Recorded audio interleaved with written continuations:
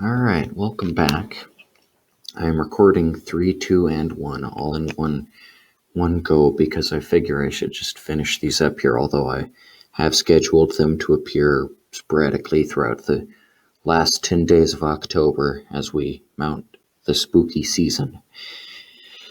Today's episode is called 22, and this is one of the 3 episodes. There were 3. There's the Billy Mooney phone call one, which is actually very good. I forget the other one, but this is one of the 3 that was filmed on videotape, and so it looks awful. It looks like a Bible man. It's just a very unsettling effect, especially for a show that's as normally well shot as Twilight Zone. Now, the Bill Mooney one, where he calls his dead grandma, isn't affected by this because, it's well acted and well written. The concept is interesting. This one I hate because it's a ripoff of an urban legend. And if there's one thing I can't stand from Twilight Zone, it's when they just take an urban legend by Bennett Cerf or whatnot, or, transcribed by Bennett Cerf, because all urban legends are in the public domain, so they can just steal one. And in this case, the main character is a bimbo, and it's not even a likable character. Like, Twilight Zone is good because they have some great female characters. You got Hitchhiker Lady, you got Mannequin Lady, very, very likable female characters and very progressive for the time. Then you got just this absolute bimbo, sleazeball, and she's a stripper. She calls it a dancer, and she's just obnoxious, freaking annoying.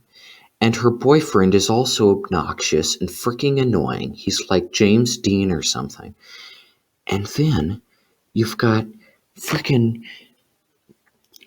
this, oh my gosh, I can't even think.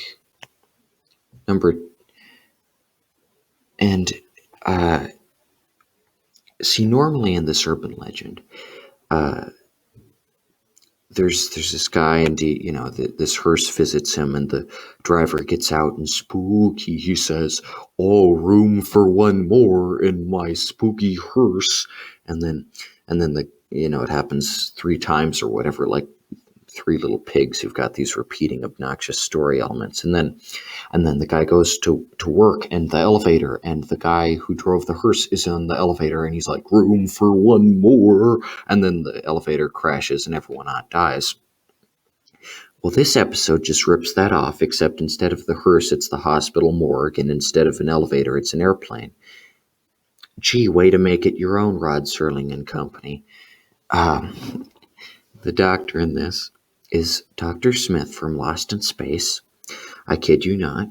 And he's actually in The Wager, which is a really good episode. He's the butler in that, and that's really good.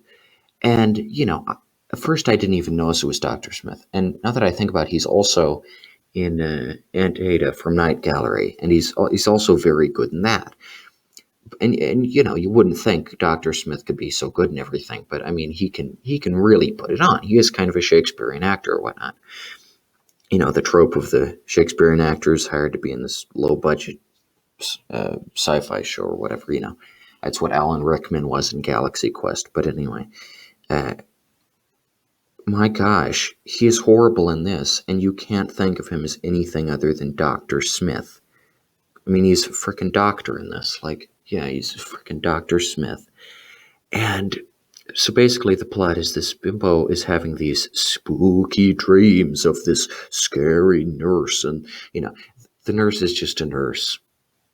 And so every night she sleepwalks down to the hospital morgue, and the nurse comes out and she's like, "Room for one more, honey." It adds honey to the end to make it more original, more, they're women or whatever.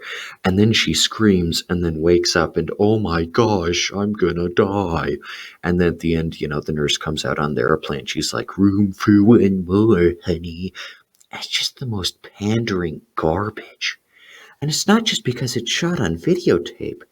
It's because it's stupid. The writing is horrible.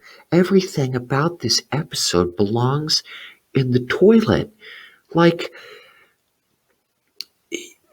none of the three characters are worth watching.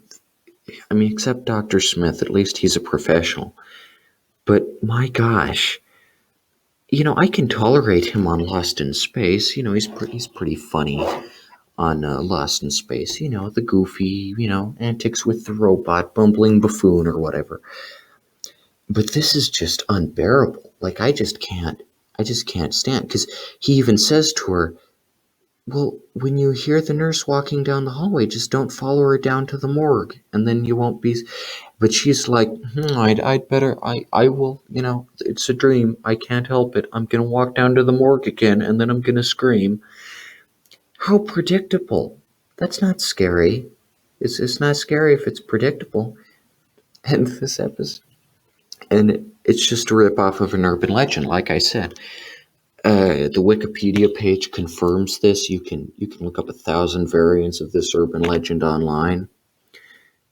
What I can't stand in Twilight Zone episodes is if they rip off an urban legend, and this only happens twice, thank gosh, to the best of my knowledge. And number one, spoiler, is the other one that's based on an urban legend. And I can't stand these episodes.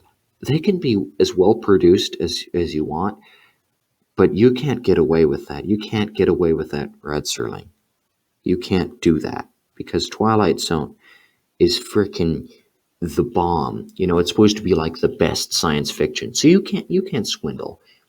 You can't swindle your viewers like that, Rod Serling. And I know people will never point at this one and be like, oh, it's a ripoff of an urban.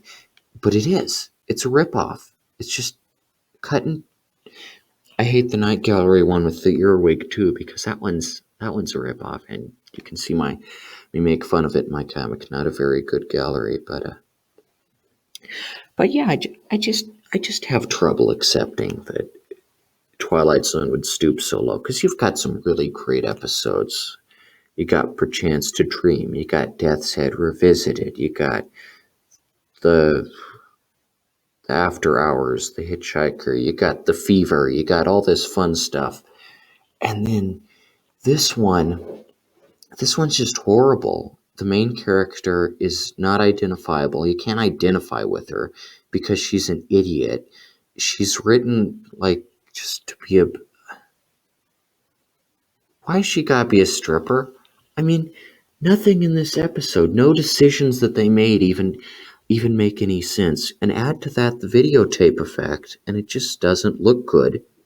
That's bad enough that it doesn't look good. I mean, the Billy Mooney episode where he calls his dead grandma, that one recovers. It doesn't look the best, but it's well acted and well performed and well written. This one is just lazy, and you can tell they were just out of ideas this week or something, because it's so bad. And it just is making my skin crawl. Out of all the things that can make my skin crawl, this is one of them. I'm freaking scared of this episode, not because it's scary, but because it's so bad. And it's just... And this was on Cinemassacre's top 10 list. And I gotta say, Mr.